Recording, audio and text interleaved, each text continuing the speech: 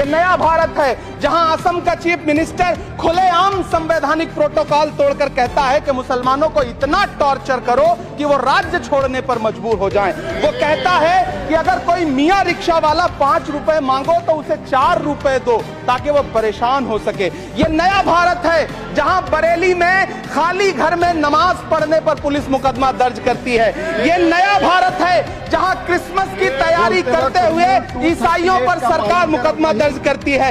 ये नया भारत है जहां जम्मू कश्मीर में नीट का एग्जाम क्वालिफाई करने वाले 50 बच्चों में अगर 42 मुसलमान होते हैं तो फिर मेडिकल कॉलेज की मान्यता ही रद्द होती है और जश्न मनाया जाता है। महामहिम आज इंदिरा जी और नेहरू को गाली देते हैं, नेहरू को छोटा नहीं कर पाएंगे। नेहरू का साथ आइंस्टीन, नेहरू का नाम आइंस्टीन के साथ लिया जाता था और आपका नाम एप्स्टीन के साथ लिया जाता है। आपको ये बात समझनी पड़ेगी।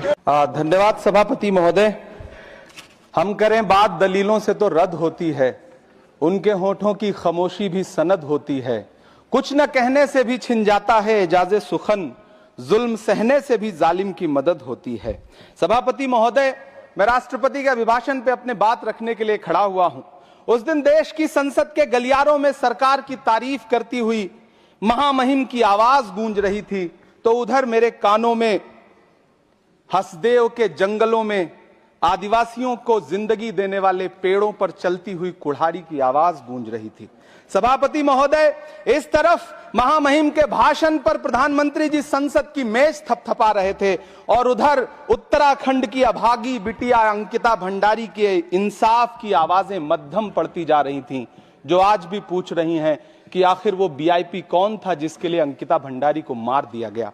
सभापति महोदय, इधर महामहिम सामाजिक न्याय की बात कर रही थीं और उधर उत्तराखंड के कोटद्वार में नफरती लोगों के खिलाफ एक बुजुर्ग को बचाने के लिए खड़ा हुआ दीपक, जो मोहब्बतों की रोशनी लेके खड़ा हुआ था, उसके खिलाफ कोटद्वार की पुलिस गंभीर धाराओं में एफआईआर दर्ज कर रही थी और वो भी उस दिन हो रहा था जब उत्तराखंड के मुख्यमंत्री कोटद्वार में मौजूद थे।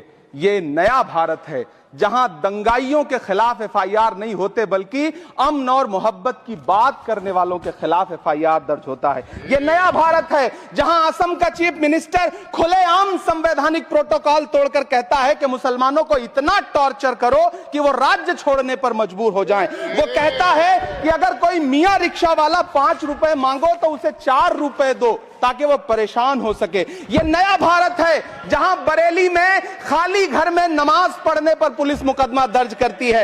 ये नया भारत है जहां क्रिसमस की तैयारी